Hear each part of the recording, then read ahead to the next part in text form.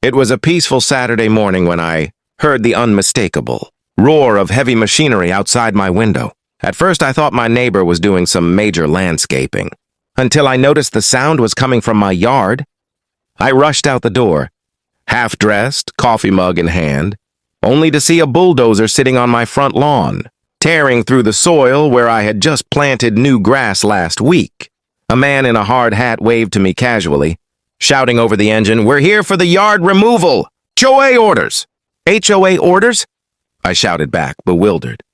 I didn't authorize anything. Who told you to start this? Before I could get another word in, I heard a sharp voice behind me, that familiar shrill tone that made my blood boil. Karen, our HOA president, stood on the sidewalk, hands on hips, oversized sunglasses perched on her nose. "I told them to clear this mess up," she said smugly. "Your lawn doesn't meet community standards. It's full of weeds and the new fence you installed. Totally unapproved." I took a deep breath, trying to stay calm. "Karen, I filed the request for that fence 3 weeks ago, and it was approved by the committee. You can't just call a bulldozer to my property." "Oh, please," she scoffed. "I am the committee, and I have every right to enforce HOA regulations." I pointed toward the machinery still digging into my yard. "Turn that off right now! You're trespassing, and this is property damage." Karen rolled her eyes. "Go ahead and call whoever you want. The HOA's rules are law here." That was the last straw. I pulled out my phone and began recording everything. The bulldozer, the damage, and Karen's arrogant smirk. I called the police right then and there. The bulldozer operator, realizing things were heating up, finally shut off the engine. "Look, lady," he said to Karen, "I need proof of authorization before I can continue. You said the homeowner approved this." Karen crossed her arms. "He did!" He's just trying to back out now. When the first police cruiser pulled up, her confidence wavered. The officer stepped out, looked at the destroyed yard, and asked, "Whose property is this?" I raised my hand immediately. "Mine," and she ordered that bulldozer without my permission. Karen's lips parted, but no words came out. For the first time, she looked nervous. I knew then this wasn't going to end with just a warning. The police officer, a tall man with a calm but firm voice, surveyed the scene. He took in the ripped-up grass, the bulldozer's tire tracks, and Karen's crossed arms like she owned the block. "Ma'am," he said, addressing her first, "did you hire this equipment and crew to do work on his property?" Karen lifted her chin defiantly. "Yes, I did. As president of the HOA, I have the authority to enforce neighborhood maintenance standards. His lawn was an eyesore and his fence was unapproved. I was simply ensuring compliance." The officer's brow furrowed. "Did you have written permission from the homeowner to alter his property?" Karen blinked, clearly unprepared for the question. "Well, not written, but as president, That's not how property law works," the officer interrupted. "Without the owner's consent, this counts as trespassing and property damage." Karen's confidence began to slip. "I was just doing my duty." "The HOA has the right to intervene," I couldn't help but interject. "Intervene, sure, and with notices, fines, or warnings. Not bulldozers."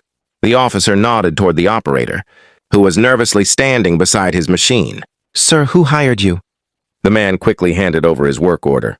"This lady. Paid me cash this morning to clean up an unapproved yard. Said it was all cleared with the homeowner." Karen's eyes widened. I didn't mean..." The officer raised his hand to quiet her. "Ma'am, I'm going to need you to step aside while we document this. Please don't touch anything." Another patrol car arrived and a second officer began taking photos of the damage. My front lawn looked like a war zone. Deep trenches carved through the soil, crushed flower beds, and part of my new fence leaning sideways from the vibration of the machine. Neighbors began gathering on the sidewalks, whispering among themselves. I overheard someone say, "Karen's finally done it this time." Another murmured, "She's gone too far." I felt a strange mix of anger and relief. Anger for the destruction. Relief that someone was finally holding her accountable. When the officer returned, clipboard in hand, he handed me a copy of the report. "You'll want to file a claim for damages. We'll take her statement. And the city can investigate any civil or criminal violations." Karen, realizing the gravity of the situation, tried one last desperate move. "You're making a mistake, officer." "The HOA will back me up." The officer gave her a hard look. "Then they can explain it down at the station." Her face paled. The crowd murmured louder. This was no longer an HOA dispute. It was an investigation. By the next morning, the entire neighborhood was buzzing. Word had spread that Karen, the self-proclaimed queen of the HOA, was being investigated for trespassing and property destruction. I woke up early to meet with the responding officer, who had scheduled a follow-up visit. My yard looked even worse in daylight. The soil was torn apart like a battlefield, and the fence post I had spent hours aligning was now leaning at a hopeless angle. The officer greeted me politely. "Morning." We reviewed the Bulldozer company's statement. Everything points to Karen authorizing the work under false pretenses. "Figures," I muttered. "That's her thing. Act like she's in charge of everyone." He nodded. She also told dispatch she had written approval from the HOA board to proceed. "We contacted the board and they denied ever discussing your property." That made me stop. "So she acted completely alone?" "Looks that way," the officer replied. "We've requested her to come to the station today for questioning." As if on cue, Karen's white SUV came creeping down the street. She parked awkwardly across two driveways and stepped out, trying to look composed. But her sunglasses couldn't hide the panic in her eyes. She marched over, waving a stack of papers. "This is ridiculous. I have the HOA guidelines right here. Section 4C clearly states that the president may take emergency action to maintain property uniformity." The officer raised an eyebrow. "Emergency action doesn't mean demolishing someone's yard without consent." I crossed my arms. "An emergency because you didn't like my fence color?" Karen ignored me and shoved the papers at the officer. "I'm just maintaining standards. If people like him get away with bending rules, our property values drop." The officer calmly flipped through her evidence, a pile of printed emails, most of which were unrelated notices and meeting reminders. Not one document authorized her to hire a bulldozer. He handed the stack back. "These don't justify what you did. In fact, they show you acted outside HOA policy." Karen's mouth opened, then closed. She turned to me, desperate now. "If you just followed the rules, this wouldn't have happened." I stared at her in disbelief. "The only rule I broke was existing near you." The officer radioed in. "Dispatch will need confirmation for a possible misdemeanor, arrest and property destruction, and unlawful entry." Karen froze. "Arrest? You can't arrest me. I'm the HOA president." The officer sighed. "Ma'am, that doesn't put you above the law." The color drained from her face as the second patrol car turned the corner. Neighbors stepped out again, phones in hand, whispering. Karen had ruled the HOA with fear for years, but this time the neighborhood wasn't afraid. They were watching justice catch up. The moment the second police cruiser stopped in front of my house, Karen's defiance began to crumble. Her once proud stance shifted into nervous fidgeting, her voice rising with panic. "This is absurd," she shouted. "You can't arrest me for trying to improve the neighborhood." The officer remained calm but firm. "Ma'am, you trespassed on private property, authorized destruction without consent, and misrepresented your authority. You'll need to come with us for questioning." Karen backed up a step.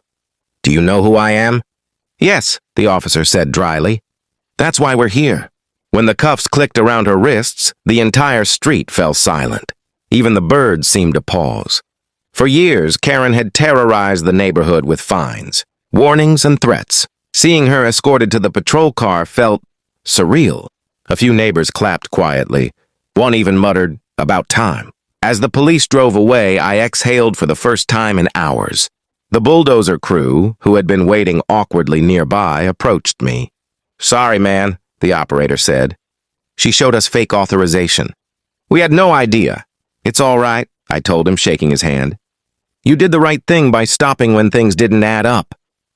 Later that afternoon, the HOA board held an emergency meeting. Without Karen to dominate the room, people actually talked. Mrs. Jenkins from across the street spoke first. "We've all had enough of Karen's power trips.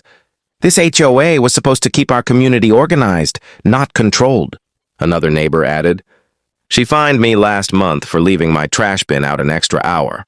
She needs to face consequences." The board voted unanimously to remove Karen as HOA president and issue a public apology for her behavior. They even agreed to cover part of my repair costs from the HOA fund. Over the next week, my yard slowly began to recover. The fence was repaired, new soil laid down, and green grass started to grow again. Every time I watered it, I felt a sense of justice, not just for me, but for everyone Karen had bullied. A week later, I got a call from the officer who'd handled the case. "Just wanted to let you know," he said. "Karen's been charged with trespassing, property destruction, and filing false statements. She'll have her day in court soon." I smiled. "Thank you, officer. You just saved our neighborhood from years of misery." When I hung up, I looked out at my peaceful street, quiet, calm, and finally free of chaos. For the first time in a long while, I didn't see Karen's SUV circling the block. Just sunshine, green lawns, and neighbors waving like friends again. Karen had called the bulldozer to my yard without permission. But in the end, justice bulldozed her instead.